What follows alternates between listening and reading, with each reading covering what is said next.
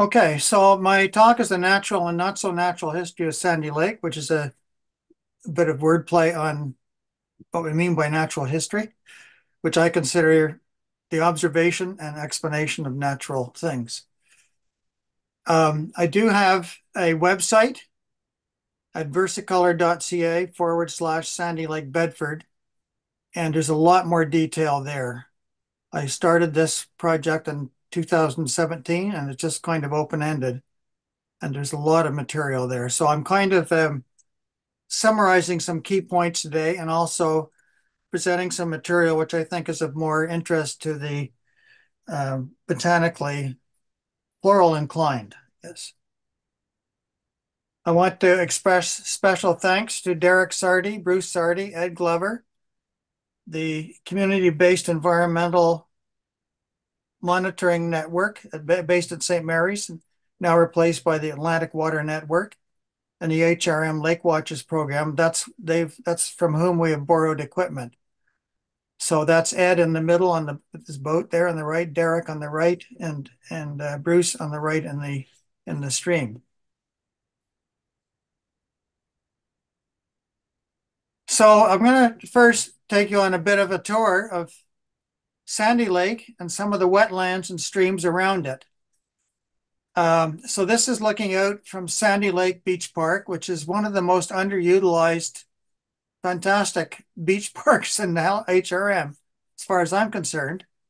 And for some reason, in the last couple of years, very few people go there. I have no idea why. It's a wonderful family place. It's shallow water for quite a long ways out. There's wetlands all along the fringes here, and they're full of frogs, and the kids pick them up, and they're very gentle with them. Kids fish from here. They caught 16 bass in half an hour the day I took that picture. And that wetland, it just sings of toads in the springtime and turtles and all kinds of stuff in there. And that park was established by the Bedford Lions Club in 2006. Subsequently, it was taken over by HRM. So I highly recommend it, and there's a beautiful forests all around it. So just a bit more along that same line. Sorry, if we looked across the lake there in the last picture, up on the hill here, there's a clear cut there. And that clear cut was made in 2013 when a developer who wanted to get the zoning changed was not pleased, and he clear cut it. And that's what alerted Karen Robinson and other people to start taking some action to try and raise concerns about what might happen to Sandy Lake. Just some other things around about the lake. On the bottom left is Clarence Stevens. I think that was a combined Nova Scotia Wildflower HFN walk in October of 2017. And Clarence was there putting out snapping turtle hatchlings at the time. We all helped him. We held them in our hands to warm them up and then picked them out in the wetland where they're released. The first day I went in 2017 to Sandy Lake, on the other side of the lake, there were Gaspereaux in the shallows. That's where that picture comes from. Mm. There's a pair of common loons there. Lots of these mussels all over the lake, most of them broken open, and we think probably they're fed on by otters, perhaps beavers. That's one underwater on the right. And then many different fish species. White perch seems to be the new one that people are apparently catching a lot. And it's actually a native species, and it's migratory. It comes back and forth from the sea. So it's an interesting addition to the group of fish there. And there are salmon coming into Sandy Lake now. So a little bit on the plant side, along the shore around Sandy Lake Beach Park, there are these rushes. And the most common one is the one at the top right, the bayonet rush, and I'll explain in a minute. That's very common on the more open areas of the lake along the shoreline. But there's one area here where the soft stem, a sort of bigger, more robust rush, the soft stem bulrush occurs along here. And it just occurs, it's the only place it occurs on the whole lake. And it seems to be a little bit sheltered, and where they co-occur, it occurs next to the shore, and then bayonet rush occurs on the outside. So just something kind of interesting. I've been looking a lot at the aquatic plants. I have tons of pictures and stuff, a lot of identifications to do, but I think they can tell you a lot I see them as part of monitoring the lake to monitor the aquatic plants as indicators of when there could be significant changes. Oops, sorry. Okay, so this is a bit about the bayonet rush. As I said, it occurs along the shores of the more open areas, generally adjacent to deeper areas. And it's actually an Atlantic coastal plain species, and it's associated with low nutrient regimes. This is a paper done by Srivastava, I think Cindy Stacey, Bill Freeman, and others some time ago, and they looked at aquatic plant species from different lakes in Nova Scotia and then classified them according to non-enriched or nutrient poor, moderately enriched, and heavily enriched. And the Juncus militaris is down here. It was found only in the non-enriched. So I look at it as a kind of indicator of low nutrient status, which is a good thing. And I watch it to see if it's starting to change, if it starts to get overtaken by other species. So that's a bit of natural history. Trying to bring in the natural history types of observations to what goes on at Sandy Lake. And I haven't seen it in a lot of other lakes to the extent I see it in Sandy Lake. It's kind of interesting. Then we'll go down to the bottom of the lake, to the exit, to Upper Peverills Brook. That's where the lake empties. This is the top of Peverills Brook, and we get a lot more aquatic plants soon. You get a bit quieter waters there. It's very beautiful. In the springtime, apparently I haven't done it yet, but Derek here tells me that you can paddle right down to the Sackville River when the water level's high, which I'd love to do sometime. There tend to be beavers along that brook, and the water level in the lake can go up or down according to the activity of those beavers. So we're fairly far down the stream here, and Derek's up to his waist, and it's a beaver dam over here. And here's the dam here. And there were three of them this one year in 2018. Then we come to Marsh Lake, and Marsh Lake was declared a treasured wetland in Nova Scotia. It was designated in 2021 as such.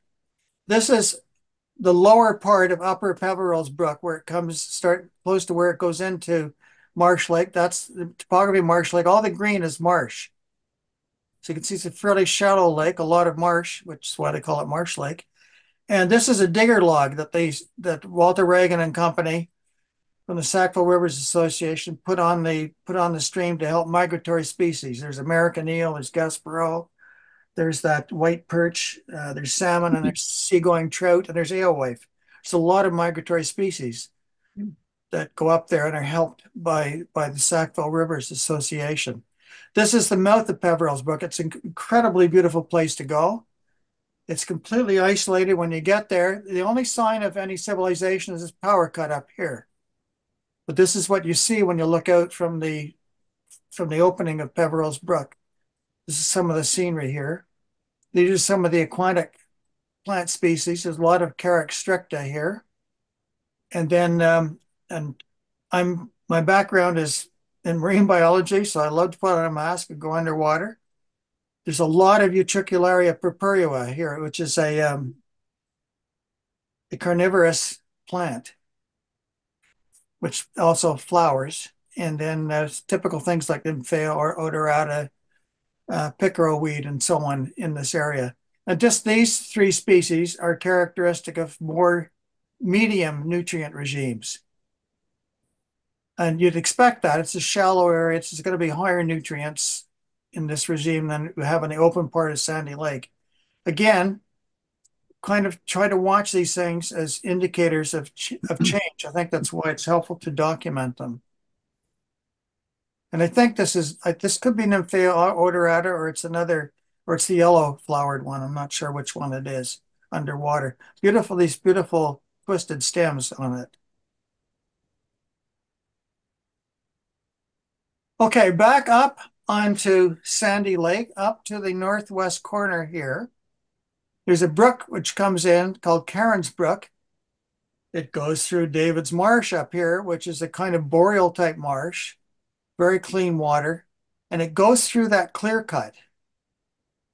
And that clear cut emptied a lot of a lot of wood chips went from that clear cut and came out in this part of the lake here. And people who live on the lake tell me that that beach up here used to be a clear beach, and it isn't anymore. There's aquatic weeds in front of it. So that picture is in 2015. This is in 2019, and you can see there's a lot more aquatic plant growth. And this is all wood chips here, very heavy wood chip stuff. So that's contributing to a little bit of eutrophication in that part of the lake. Here, look, this is straight wood chips here coming out of Cairns Brook.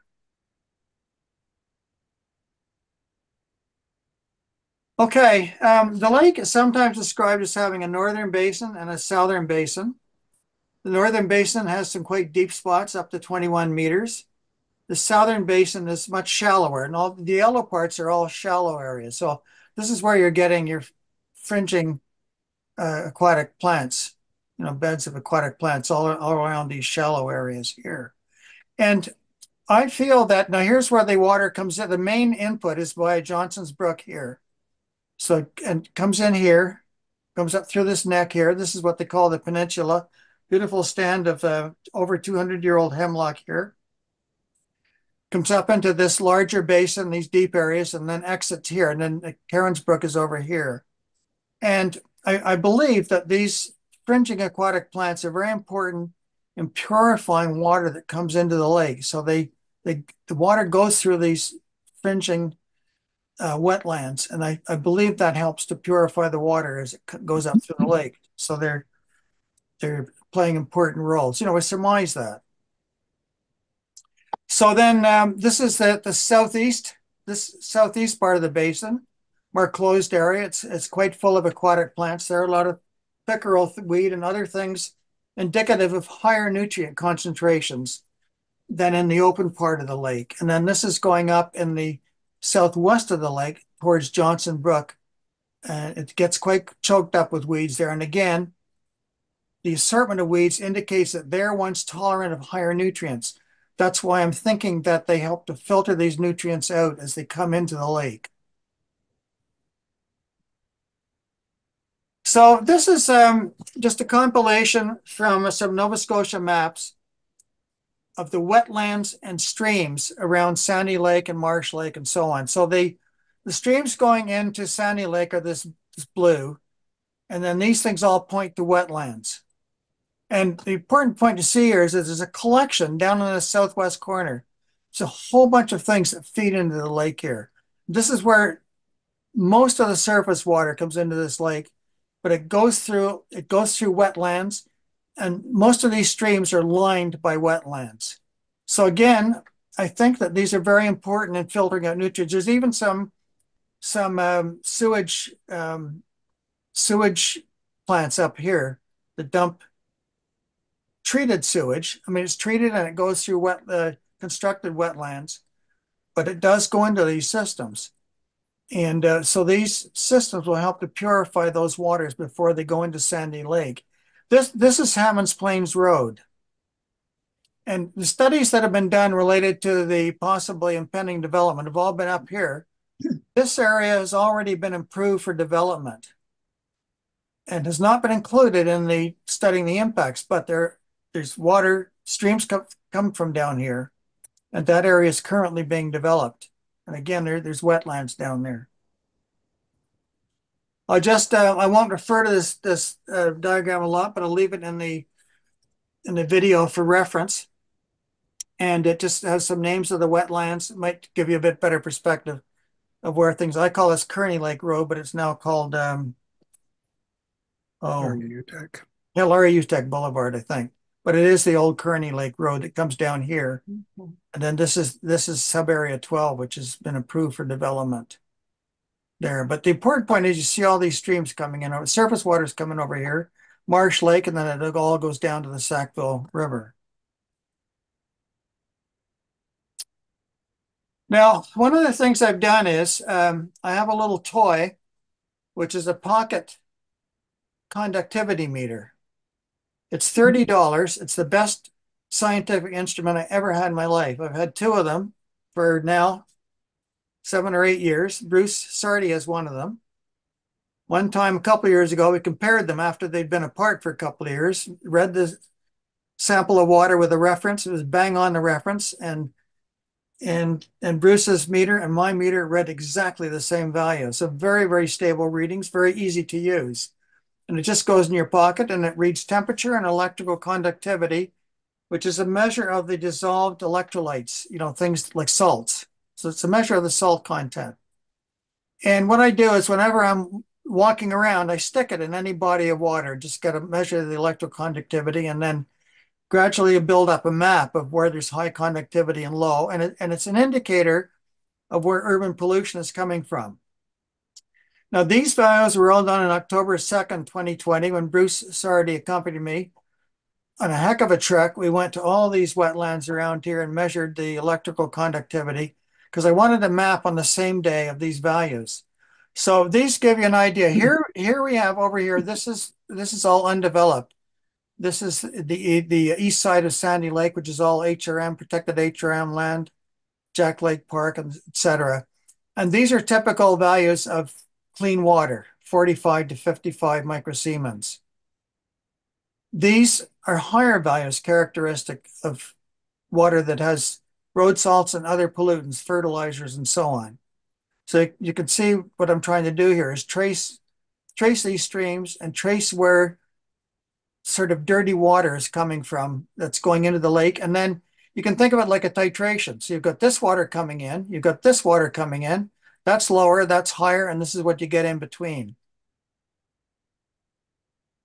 Sorry, no, yeah, that's right. This is the lake water, 191.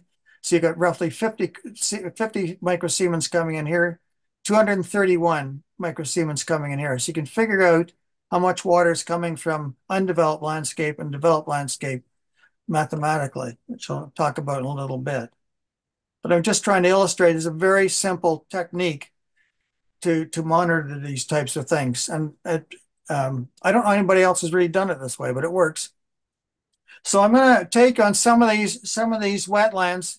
Oh, sorry. Some of these wetlands down here to the southwest. Yeah, to the southwest of the lake. And show you some of these wetlands. First one is what's it called? Murphy's Pit. That's right. And that's where a whole bunch of them converge in here. And it's very beautiful, exceptionally beautiful. And you can see these fringes all along these corridors. So that's what I'm saying. That's what's taking out nutrients that are coming down here from settled areas. Okay, they have to be taking nutrients out of these areas. And this area also, Clarence Stevens did some wonderful observations all over the lake documenting native species. He identified these areas as local corridors for snapping turtles. So it's important for local migration of snapping turtle, which is a species at risk. But very, very beautiful wetlands, as you can see. This is one a bit further south. This is Walter's wetland. It's a big wetland like Walter. It's a huge wetland. And it's just above Hammonds Plains Road. It's up in here. And it's significant because if the place is developed, they want to take it out. And I think it's a very significant wetland. I went in there with Bruce, and man, it's rough going through. And I think I went in once up to my waist. There's a lot of water held in that wetland. Some of it's treed, some of it's alder, some of it's grasses. It's quite different. Here's water coming from south of Hammonds Plain Road, going into that wetland there. And there's many more. I'm just giving you some examples. There's a whole complex of wetlands here, which have to be important in the ecology of this area. And of course, good for all kinds of wildlife. And then below Hammonds Plain Road in sub-area 12, there's quite a big wetland here. There's other smaller ones, but this is a very significant wetland. And that area is now being developed with 20 or 30 meter buffer only. So that's certainly, when you develop up into here, you're going to have an impact on there, and that's going to have an impact on Sandy Lake. And again, there's more wetlands down there.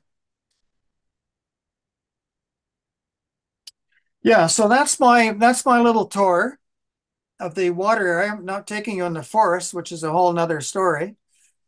Now we talk about the possible impacts the development. And you've probably heard that it's one of the areas that are identified for fast track development. And the proposal is something like this.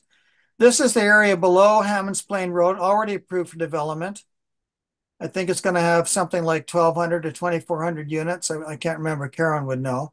And then above Hammond's Plain Road, there's these two areas. Area number 2 is medium, low, and high density and park open space. And this is future thing. And then they're going to donate 84 hectares to conservation lands. The worrisome thing is where these are going. They could not go in a worse place because they're on these headwaters, and they're headwaters close to Sandy Lake. Even if they were back here, it would be better because there'd be more downstream to filter stuff out. But from an ecological perspective, you couldn't think of it. You couldn't find a worse place to put them. So what are going to be the effects of development? Well, we try to predict that. And the total phosphorus content of water is well established as a predictor of what's called lake trophic status. I won't go into this in too much detail, but lakes typically Canadian lakes are naturally oligotrophic. They're very nutrient poor. They have nutrient poor bedrock and so on, and they're nice and clear and deep and cool. As they get more nutrients, they start to get a bit cloudy. You get a bit more stuff on the bottom. They get a lot of nutrients. They get lots of algae growing and a lot of stuff on the bottom, and they get kind of skunky. So the kind of lakes we like in Canada are these ones. Now, these lakes will all support fish and so on, but they're more problematical. These are the best for drinking water and clean and that sort of thing. So we like lakes in these areas. And Sandy Lake definitely started out as an oligotrophic to ultra oligotrophic lake. But what they found was, and a lot of this research was done by Joe Carrickes in Nova Scotia, and Schindler, is that his name? Anyway, Canadian research on the Great Lakes found that you could use measure of total phosphates, as organic, inorganic, everything, and a water sample taken in the spring as a reasonably good predictor of this trophic status. So you can take one sample in the springtime and kind of a prediction of it. That's the idea. It's a correlation. So in 2014, because Sandy Lake was identified as an area for development in the 2006 regional plan, that required that a watershed study be conducted. And in the watershed study, they applied what they call the Lakeshore Capacity Model, in which they tried to predict the effects of development on total phosphorus and hence on lake water quality. And it's essentially a spreadsheet model. And you look at how much different types of land are around. They all have, you assign certain values of phosphorus export from those lands, and you add it all up. And it's just a big spreadsheet model, and you come up with some estimates. And then what they did, they had different scenarios for development. So these are increasing levels of development here. So you notice less and less forest cover. And then they try to predict what the total phosphorus level will be with those different areas of development. This is a very standard procedure. Doesn't mean it's going to work. This is this from this Ecom report. These are observed values of total phosphorus, historic and more recent when they did that report. And you see, historically, it was oligotrophic down here. Shown over time by 2010, it's shifting up into here and was getting up into the higher mesotrophic values. And based on their model, this is what they predicted, these values down here. And they stated that the objectives were to be less than 18 micrograms per liter. I'm not going to go into that. That's an assumption that the lake's going to be okay at that level. And everything fell below that, conveniently. It all fell below that. So la-di-la, kumbaya, we can develop on the lake. And there's a lot of problems with those estimates, and Ecom was aware of them. And the big one is that it's a model. It's a totally spreadsheet model. And the results depend on the assumptions and uncertainties in application of the model. And they said, therefore, a robust water quality monitoring plan is proposed for Sandy Lake watershed to provide a further assessment of current conditions and to evaluate the impacts of development on the water quality. That was in 2014. There was no follow-up monitoring, none. So there was no way to validate or not the model. Now, Ed Glover, who has a camp on the lake, is kind of technically oriented, did his own bathymetric map of the lake. You can see here the darker areas are the deeper areas. I showed you this already. Northern Basin and Southern Basin. Got some of the basic figures we need to know about lakes. And one area we like to sample to monitor them is right here in the deepest area of the lake. Remember, I showed you the Southern Basin is shallow. And the lake is deep enough to do what we call stratify. So in the summertime, you get the warm water on top and the colder water on the bottom. And then you have an area of rapid temperature change in here called the thermocline. As this water cools down, everything becomes the same temperature and it all turns over because there's no, warmer water is lighter, it sits on top. But 4 degrees centigrade is maximum density. So actually 1 degree is lower density than 1. So in wintertime, your 4 degrees is at the bottom and your warmer water is at the bottom and the colder water is at the top, and then ice is even lower density, so it sits on top. And then springtime, it turns over again.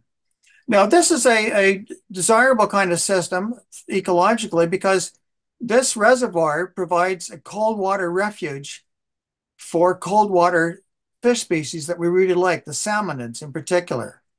So Atlantic salmon and brook trout and lake trout and so on, they like to go into these deeper waters in the summertime. And if it's an oligotrophic lake, that's fine because this stratifies and it cuts off a lot of the circulation. If there's a lot of organic matter falling down here, that will consume oxygen. Then that area can go low oxygen and not be suitable for fish.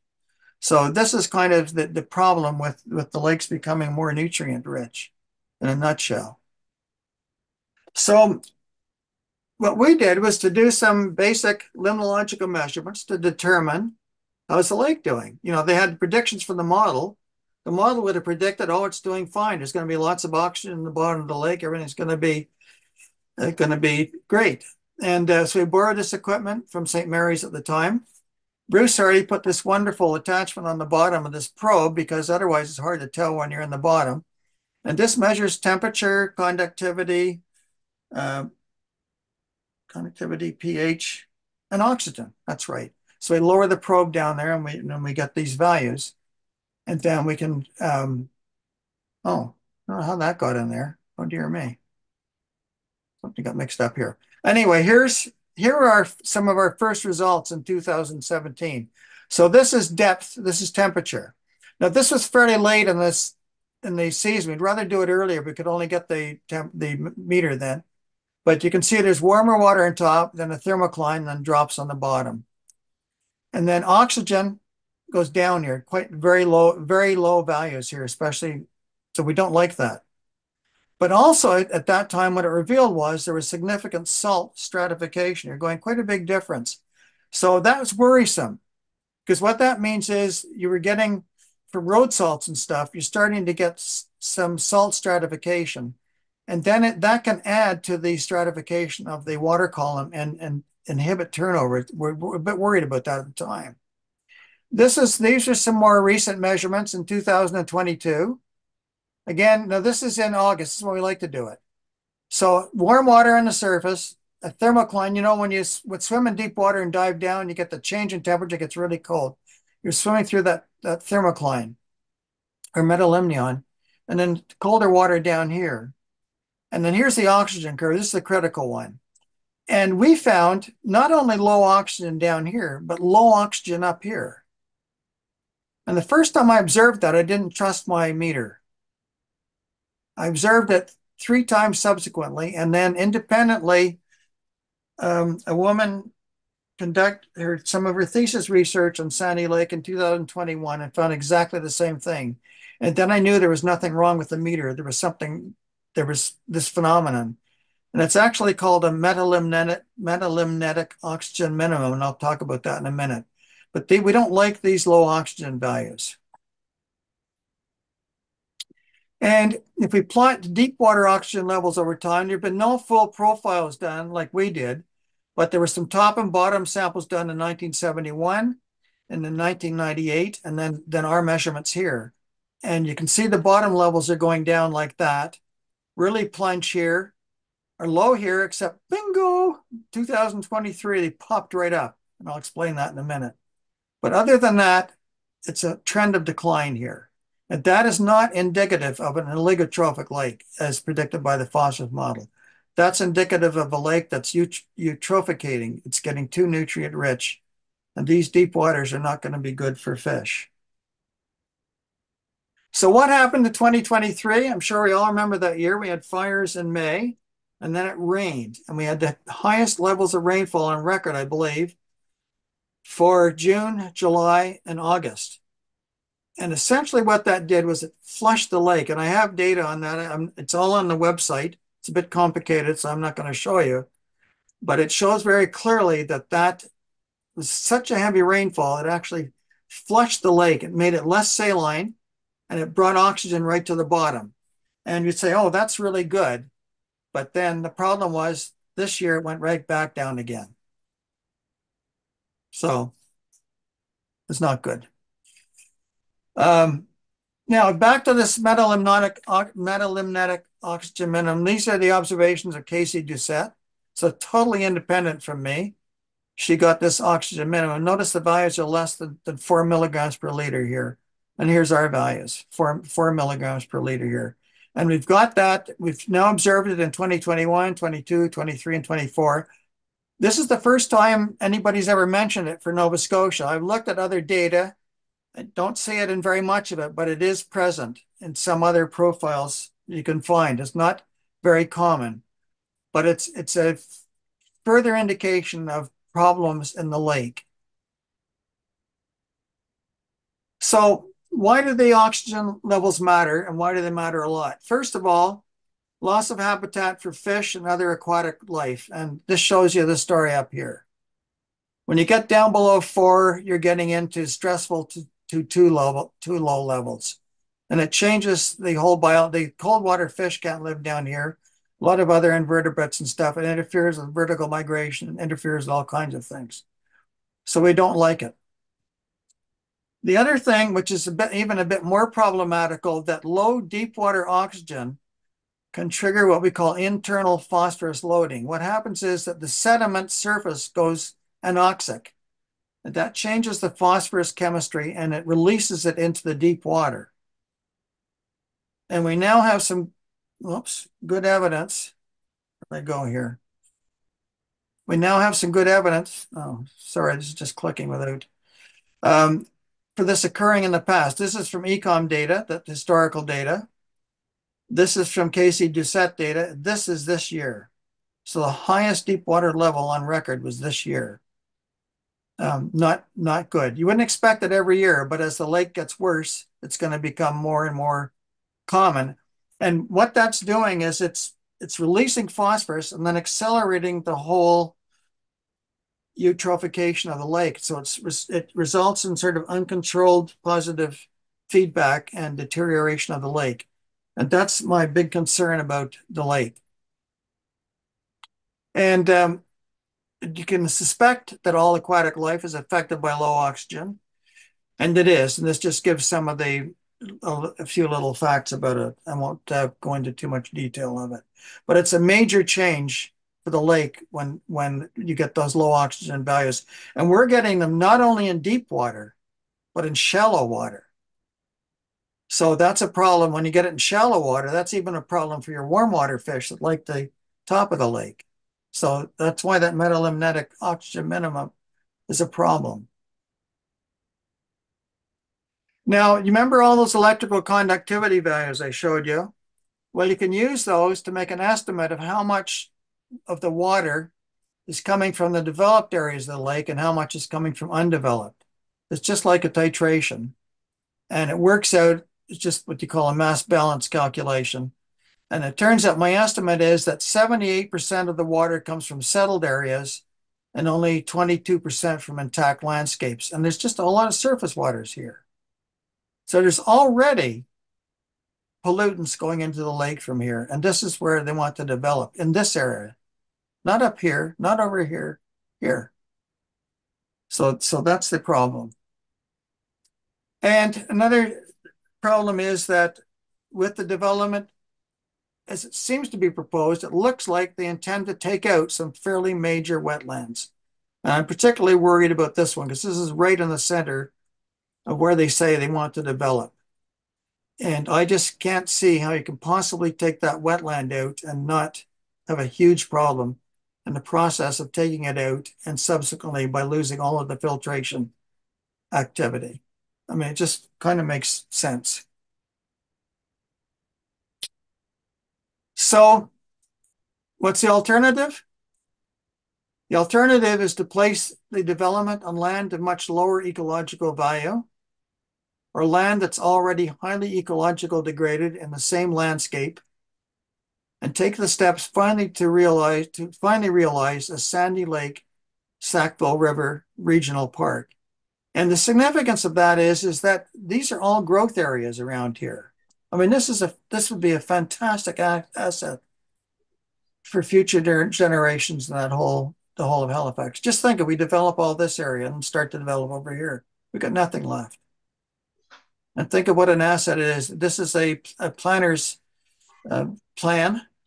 It's just an example of trails and so on. It could come in from Sackville, it could come in from Hammonds Plain Road, come in from Bedford, it could come in from Lucasville Road. It can be an incredible recreational and nature conservation area. And this area also is a major wildlife corridor for species, plants and animals, both, coming from the Chebucto Peninsula and heading off the peninsula. And then we have these local corridors here and so on. So what we're trying to push is this simple concept. Just place that development, and there's lots of land that's not developed in that same area. And that if we do that, we would simultaneously be addressing the housing crisis and our environmental crisis simultaneously, rather than compromising one or the other or both. And surely that's what we need to be doing in 2024. So that's it. That's the end of my talk. And hopefully I can bring people back up. Stop share. Okay. And I guess you can all turn yourselves on and we can have discussion.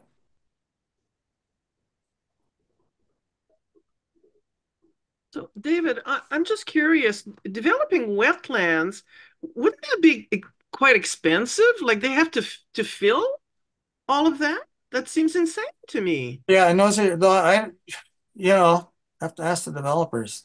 It seems pretty, especially that Walters wetland I showed you. I mean, I would think that would be a colossal construction process. Exactly. They'd have to be like crushing rocks or whatever Yeah. to It's very hard to see how that could be done. You know, you can yeah. take Eisner's Marsh in or wetland in Dartmouth as an example of where, you know, much less of a problem really, and it got tremendous siltation, Yeah. you know, when they put stuff in there. So I think it's very unlikely. Mm. And Okay. you know, a decision has not yet been made. I think collectively we're still somewhat hopeful, but not too much. Mm. That, you know, maybe they won't go ahead with it. And that could be a factor. That's a very good point. I think that's a really good point. I hadn't even thought of that one, really, just the Could I expense. add, could I add something, David? Yes, please. Karen Robinson. Yes. Um, my previous life, I worked on um, healthy schools, designing and siting and building healthy schools and other government buildings for the province. And when I started that work, uh, we had the government was routinely purchasing dumps and landfills and marshes and swamps to put schools on. Wow. And that's just it was cheap land and that's what they did. And Yeah, so yeah, I want to draw a parallel between the experiences and how that practice changed. And um, for several schools, for example, there was a brand new school in Digby, and in the grade primary class, there was a, a hatch of thousands and thousands of tiny frogs. They had built it on a wetland. hmm, There was another school in Auburn, another one in Windsor, where the schools were settling out, and so things could, like, the floors would crack and things would come up um, in. And so hmm, let's that the one with the tiny frogs was really a new building. hmm, The others were older buildings, but we have to learn things from all the buildings of all the ages.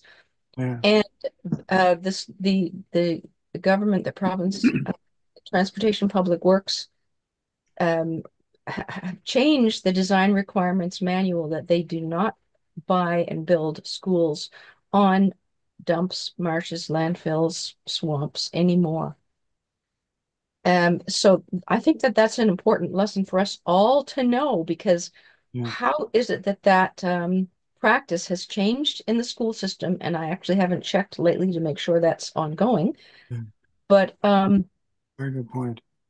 yeah, so if they start to decide to build on some of those wetlands, the people who own those buildings, especially if they're big apartment buildings, but probably houses as well, it underlines the concerns about what's underneath. Yeah. Thank you, Karen. Karen, by the way, is the champion for Sandy Lake. I mean, there's many of them, but she's really held the whole thing together. And she's with both the Sandy Lake Conservation Association and the Sandy Lake Sackville River Regional Park Coalition. So if you look either of those up, you'll find lots more information how to support them and so on. And the situation is that we're waiting. At some point, some decision is going to be made about whether they're going to go ahead with this development or not, and how. We just don't know. They're not very communicative.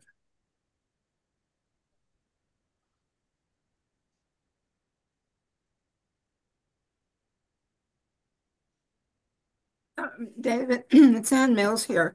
Yes, Um, what kinds of how do I say this? Who in government or in the people who build things uh, make these decisions? And what kinds of depth of knowledge do they have? What kinds of depths of research uh, do they pay attention to? Because it seems to me these things are quite obvious, given data, especially the data that you presented tonight, um, that there must be other places. I mean, Nova Scotia is wetland plus everywhere. It's going to be very difficult to find spots that are ideal for building houses or apartments or uh, other things like that. Who makes these decisions? I mean, is it the developer? Is it in conjunction with the government? well, there's processes, and I feel quite honestly, I was quite active since my retirement with HRM, with the RHRM Alliance, and so on and so forth. And I feel that the city made a lot of progress over those years, um, in their planning and so on, the Halifax Green Network and all that sort of thing. I think we've made a lot of progress. Okay. The current provincial government has taken a pretty heavy hand. I'm sorry to say it, but Yep. in sort of overseeing that whole process. Another factor is that, we actually there's a lot of information about lakes and HRM, incredible. It's actually an incredible database. There's not many places that have it. And only recently have they kind of put together, back together a regular monitoring program, a more comprehensive monitoring program. And in a way, Sandy Leg's kind of ahead of it. Like we've got more processed of our data, I think, than anybody else. But this is not the only lake, believe me, that's going to have those types of problems. Mhm. Some of there's climatic warming is certainly contributing to it, but it hasn't kind of quite yet penetrated the broader consciousness, if you know what I mean. And unless people do listen critically to the stuff, that is a problem. That is the problem. Okay. Yeah. All right. You know, it's election time, and I don't want to don't want to say anything. I'm Maybe it's a good curious. time to say it. Yeah. I'm curious. I've yet to find out how I get to see this lake. I live in Oakfield, Okay, you so take how the do I well. find I it? listen. What's wonderful to me is that's why I love. I live in Peninsula Halifax, and I can be there. Well, except recently the traffic on the peninsulas got fairly bad, but when days when it isn't, I can go from my house close to Dalhousie to Sandy Lake in 20 minutes. Hmm. I go to Bayers Road, I go in the 102, you take exit 3B. You get on 102. Hammonds Plains Road. I know the Hammond's Plains Road. Okay, you go I into know the the, Sworden Gallery, all that kind of, yeah. yeah. Well, you take, when you go on, when you take exit 3B, you go Hmm. under the overpass, and it's the first road on the right, Smith Road, and you drive to the end of Yes. Smith Road. Okay. I'll have to take notes of that. Yeah. I mean, if you look it up, look up, I've got it on my website. There's a whole section on recreation and access there. It's actually really, it's you know, quite convenient for people to get to. There's a huge parking lot there. They closed the fence to that, I think, towards the end of October, but you can still walk down. It's a bit a longer walk to get down to the lake. But that, Yes, I live on a small lake that's in danger of getting eutrophic. Our big problem is which, the Oakfield Golf Course at one end. oh, you're in Oakfield, yes. Yeah, that's So the golf course doesn't help. no, that definitely would not help. No. And of course, it's completely surrounded by development. Yeah, yeah. Okay, I'll see if I can find it. Just Yeah, send if me you a have any link. trouble, just like, drop me an email or something. It's quite simple to get there. And Great, besides thank the you. lake, I haven't, you know, I did a lot of observation on the forests around the lake. There's patches of old growth and different types of old growth around the lake. It's an incredible landscape. It has 13, at least 13 species at risk in that landscape. It's a very rich landscape. Definitely good for naturalists.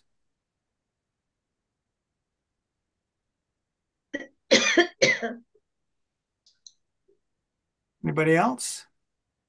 I could just add that we do guided walks there every spring, summer, and fall. We've just done the last one now, but if people want to, David, you could maybe post somewhere our Karen McHenry's email or something like that because we do these walks. And they're great. With a guided walk with biologists. Yeah. Yeah. Well, if you contact us through the Wildflower Society,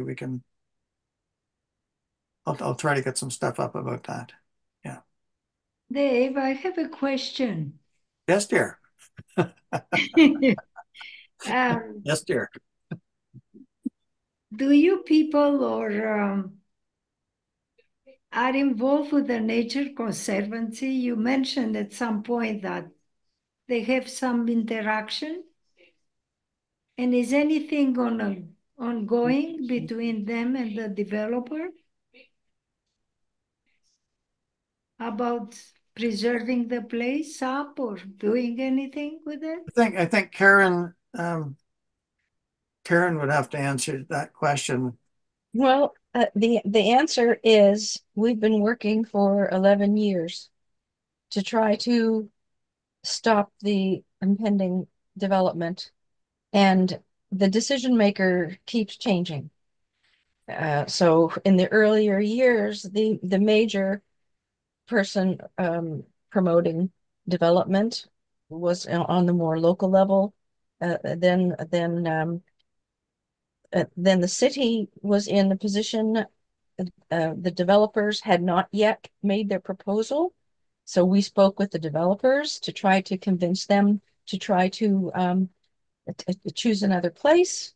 We had an agreement, a wonderful offer from the developers. They would trade if we could interest the city or someone in finding appropriate lands to trade for them. Um, and that Walter Regan and I worked for 2 years to try to find someone who would provide the trade. We had a very difficult time, and then the time ran out. But as David said, we were working very closely then with the city, and we were making strides there for sure. They had, because as I said, the decision maker changed from phase to phase. And Yeah. then suddenly, about 2 years ago, the province decided that they needed to take over housing planning from the municipality. And as David said, it was quite heavy-handed, and they did not have the level of knowledge that the city had. And a lot of the level of knowledge that the city had come from people like David and the RHRM Alliance and other scientists, um, working very closely with the city. And we were so grateful to have that opportunity. But once the province took over, suddenly the decisions are all at the top. And the province has one main priority, and that is for housing. And Sandy Lake, we had not yet quite, it had come so close several times, but we had not quite got it off the development list. I hope that that's an okay answer. Yeah, And thank you. it's next. It's literally next, and the province is going to decide when we're working. But Yeah, I mean, if they, if they decided against it, then we would be looking for things like Nature Conservancy and so on to help buy the land, and HRM hopefully to buy some of the land and so on, because it is privately, that land is privately owned at the moment. It is. And we've also worked with the Nature Conservancy. We've worked with anyone and everyone.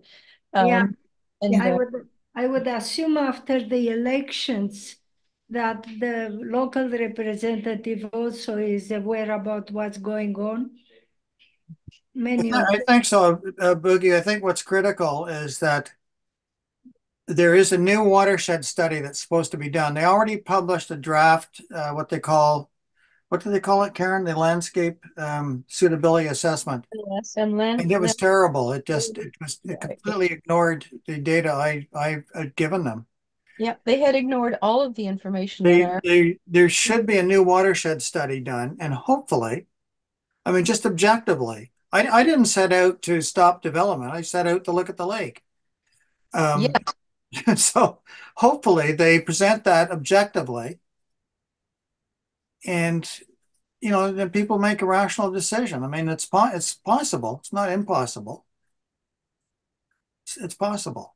But if they don't, if they sugarcoat it, then that would be unfortunate, because that's what happened in the landscape suitability assessment that they put out. They just ignored the data I'm talking about. And I had a bit of a worry that they're dismissing it because it was done by quote volunteers. And that's why I was so happy to see that, even though I have a PhD and a background in that area, it doesn't matter as a volunteer. But that's why I was so happy to see that um, um, this Casey Doucette completely independently had got exactly the same results I did. So there's no way they can question those data, and they need to be looked at. And they're going to have that problem in other lakes, because this lake is not alone. There was just the first report put out from the Halifax Lake Watchers group. It's a very good report, and they are reporting low oxygen levels in a lot of the lakes in the deep water. Very, very similar phenomena they're reporting. So it's going to be something that we're going to have to address if we want to keep our lakes in HRM. We're going to have to look at it, and hopefully this won't be the first one that we have to learn the hard way. So if the province made a how do I put this? It's a little complicated, but if the developers were given the green light to develop that part of Sandy Lake, I was just thinking, is there some kind of a legal, would you sort of bring forth and put it into a kind of a lawsuit or something I don't against, know, and that's because I know it's a sort of not the best. no, I know. I It's understand really, what you're asking. I just, at this point, I'm just looking at the science. right. That's what I've been looking at. But yes, those things are possible, but they become They're tricky. very difficult. Mm-hmm.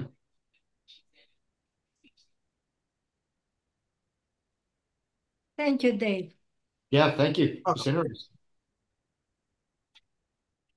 Okay, well, if that's brings it to a close. Appreciate everybody's participation, and we'll post the video hopefully successfully. Thank you all for attending. Thank you. Fantastic talk. Yeah. Thank Just you. Good night, wonderful. David. Thank you very much. Thank you. Thank you very much. Thank you, Deb. Thank you. Thank you, David. It's really good. Great, David. Thank you. Thank you. Well, how do I stop recording? Thanks for everything, David. Thank you very Thank much. you, Deb.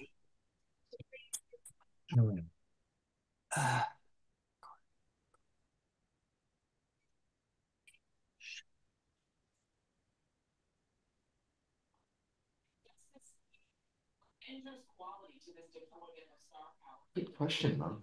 That, So I'm closing here because and I'm closing here. Stop recording.